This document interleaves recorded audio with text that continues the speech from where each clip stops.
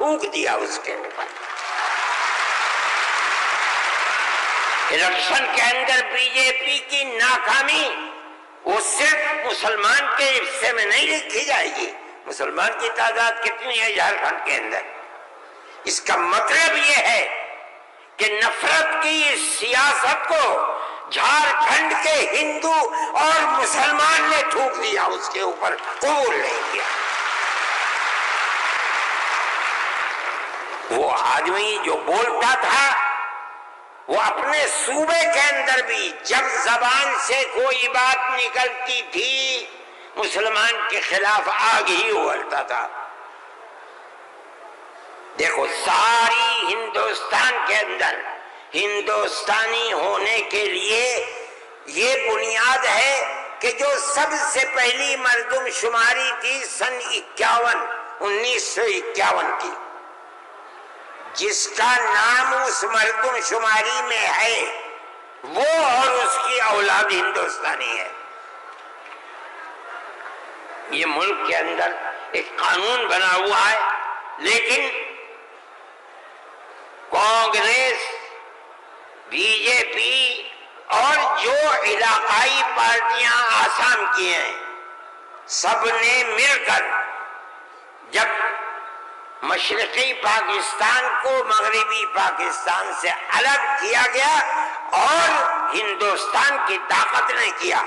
اندرا جی کے زمانے کے اندر بہت سے لوگ ہندوستان بمباری ہو رہی تھی، بھاگ گئے پاکستان، اور پاکستان کے بہت لوگ بھاگ گئے ادھر۔ اب کیسے کہا جائے کہ ہندوستانی پاکستانی کون کون ہے؟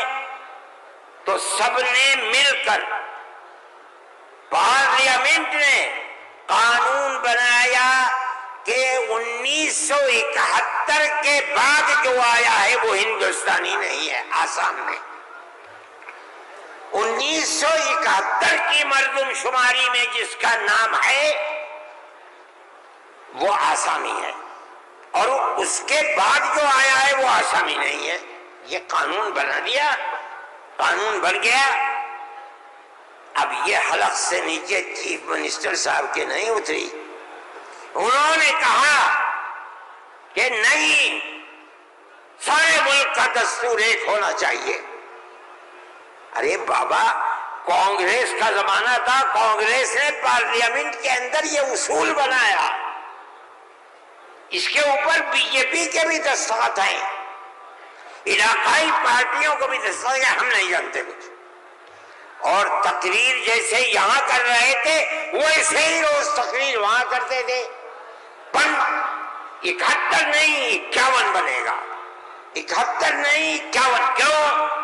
اگر 51 کو بنا دیا گیا تو کم از کم 80-90 لاکھ مسلمان اجڑ جائے گا، برباد ہو جائے گا۔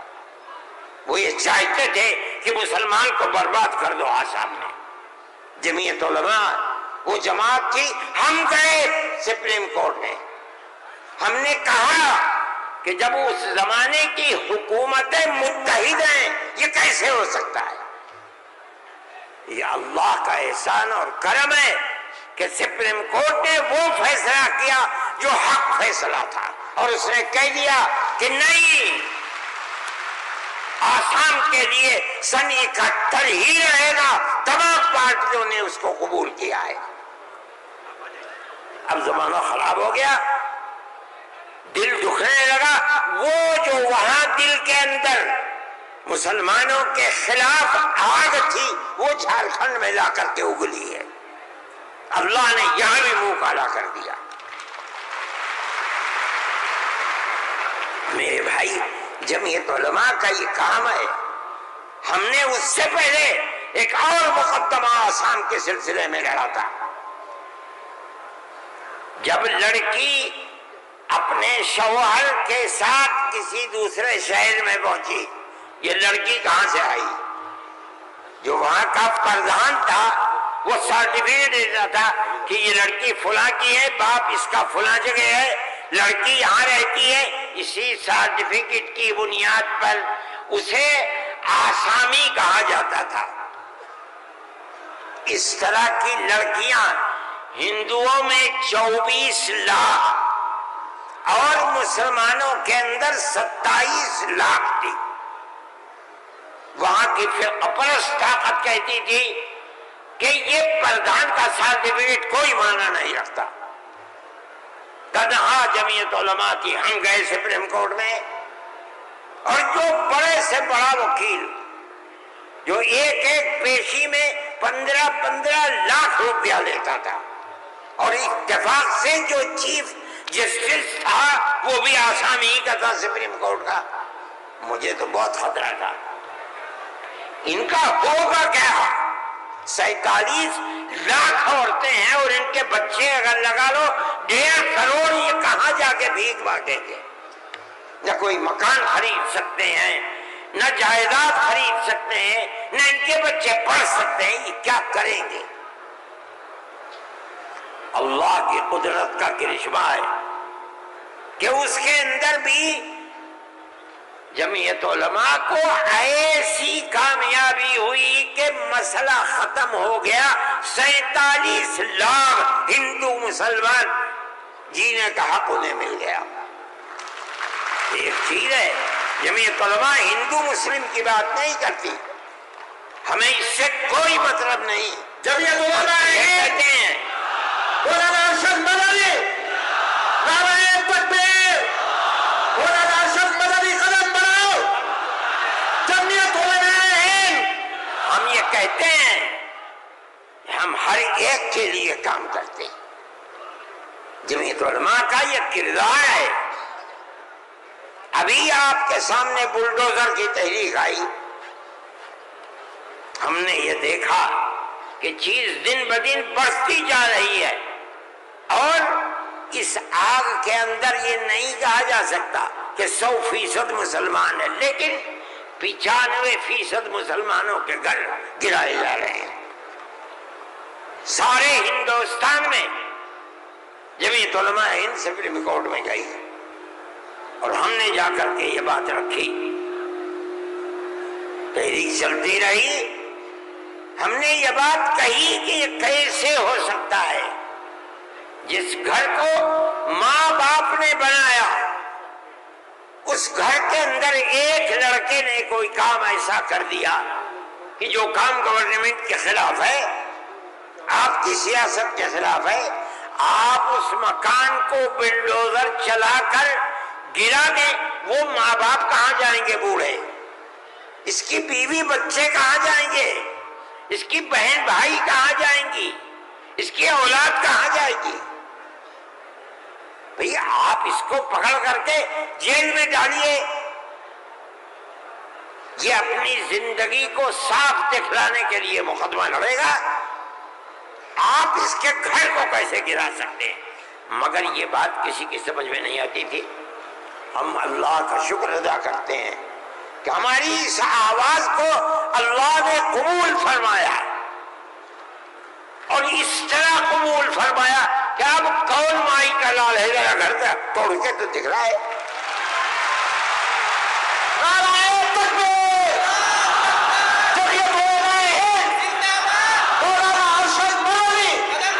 میرے بھائی، یہ فیصلہ دینے والے مسلمان نہیں تھے، مدرسے کے پڑھے ہوئے نہیں تھے.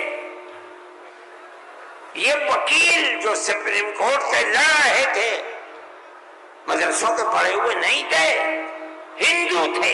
اس کا مطلب ہے کہ ملک کے اندر آج بھی لاکھوں نہیں کروڑوں ہندو ہیں جو مذہب سے اوپر اٹھ کر دکھ سکھ میں ایک دوسرے کے ساتھ شریک رہنا چاہتے ہیں. ہم اپنی 1400 سالہ اسی تاریخ کو زندہ کرنا چاہتے ہیں، زندہ رکھنا چاہتے ہیں. جمعیت علماء اس کے لیے کھڑی ہوئی ہے. ہم ہر جگہ جاتے ہیں، اس کو نہیں دیکھتے کہ کون ابو حنیفہ کا ماننے والا ہے، کون آدمی اہل حدیث ہے، کون غیر مقلد ہے، کون جماعت اسلامیہ، کون ہندو ہے، کون مسلمان ہے. ہم نہیں دیکھتے. اگر ظلم و تشدد ہو رہا ہے ہم وہاں جاتے ہیں. سیلاب آیا، کیرلا کے اندر ہم پہنچے، ہم نے مکانات 2 کروڑ روپیہ خرچ کیا، مکانات کی تعمیر کرائی، مکانات کو بنوایا۔ مسلمانوں کے مکانات بھی تھے، ہندوؤں کے مکانات بھی تھے، عیسائیوں کے مکانات بھی تھے، جاؤ جا کر کے دیکھو، ہم نہیں کرتے یہ کام۔ بنگال کے اندر سیلاب آیا، لاکھوں آدمی اجڑ گئے، ہم نے وہاں کیمپ لگائے، ایک ایک کیمپ میں 2700 صبح 2700 دوپہر میں کھانا کھاتے تھے، کوئی تمیز نہیں کون ہندو ہے کون مسلمان، جو مصیبت کا شکار ہے آئے ہمارے دسترخوان کے اوپر کھانا کھائے، یہ ہمارا کردار ہے۔ میرے بھائی ان تمام چیزوں کو سمجھنا چاہیے۔ یہ مجھے آج حیرت ہوتی ہے، وزیر اعظم کا خطاب سن کر مجھے حیرت ہوئی، ایسا لگتا ہے کہ جسے پڑھ لکھ کر کے نہیں خواہ بخواہ بول دیے۔ چیف منسٹر کے خطاب کو آج میں نے سنا، میں نہیں سنتا ہوں زیادہ، مجھے فرصت ہی نہیں ملتی پڑھنے پڑھانے سے، میں کہاں سے سنوں گا؟